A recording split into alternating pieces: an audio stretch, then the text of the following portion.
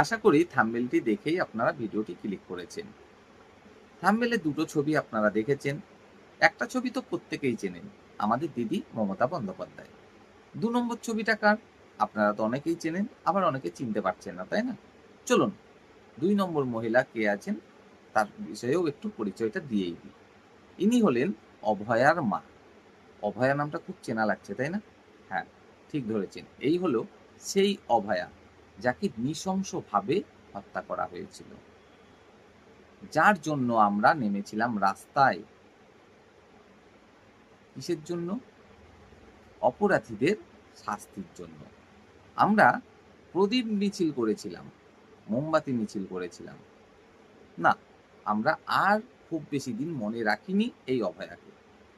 আবার এখন পুরনো স্মৃতিটা কিন্তু জেগে উঠছে। কেন? কারণ এই সেই মা যিনি জন্ম দিয়েছিলেন অভয়াকে। এই সেই অভয়ার মা যিনি এবার বিজেপির হয়ে প্রার্থী হয়েছেন এবং লড়াই করছেন ২০২৬ বিধানসভা নির্বাচনে। তিনি দাবি করছেন তিনি আমাদের রাজ্যের বিদায়ী মুখ্যমন্ত্রী মমতা ব্যানার্জিকে সামনে পেলে চুলের মুঠি ধরে ঘুরিয়ে দেবেন। যেমনভাবে তার মেয়ে অভয়াকে চুলের মুঠি ধরে নৃশংসভাবে হত্যা করা হয়েছিল। তো যাই হোক, অভয়ার কথাটা মনে পড়ে সত্যি মনটা খুবই খারাপ হয়ে যাচ্ছে। সত্যি খুব খুব খারাপ একটা ব্যাপার ঘটেছে। তবে যে শুধু এক অভয়া তাই না, আমাদের দেশে আমাদের রাজ্যে প্রতিনিয়তই আমরা এরকম বহু ঘটনা কিন্তু দেখতে পাই। তো যাই হোক, এই ঘটনাগুলো কখনোই কাম্য নয়।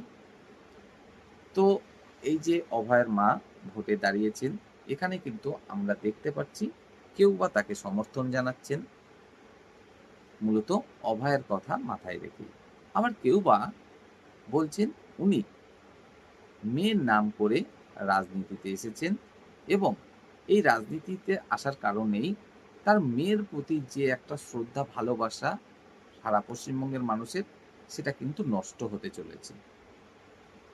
তো যাই হোক, বিষয়টা উনিই ভালো বুঝেছেন যে ওনার কি করা উচিত, কি করা উচিত না। উনি আরও অনেক কিছু কিন্তু সাংবাদিকদের সামনে বলেছেন যে ওনাদেরকে কেনার চেষ্টা করা হয়েছে, ওনাদেরকে একঘরে করে রাখার চেষ্টা হয়েছে, ইত্যাদি ইত্যাদি অনেক কিছু। তো বাস্তবে সেটা কতটা, সেটা ওনারাই জানবেন। আর এই প্রসঙ্গে কী বা বলবো, আপনারা কি মনে করছেন? অভয়ের মাকে ভোট দেওয়া উচিত নাকি উচিত নয়, বা উনি ভোটে দাঁড়িয়েছেন এই বিষয়টা নিয়ে আপনারা কোনভাবে দেখছেন অবশ্যই কমেন্টে জানাবেন।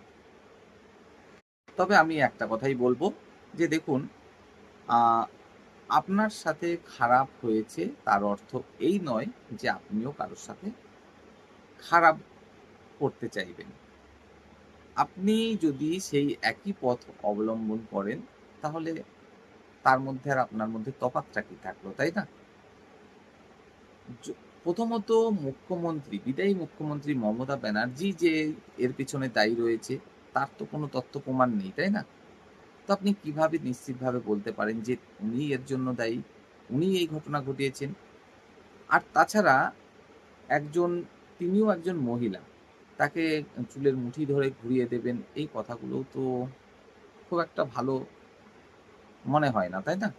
তো আপনি যদি এরকম মনোবৃত্তি নিয়ে রাজনীতিতে আসেন, যদি হিংসা বিদ্বেষপূর্ণ মনোভাব নিয়ে রাজনীতিতে আসেন, তাহলে সত্যিই কি মানুষজনের জন্য ভালো করা সম্ভব?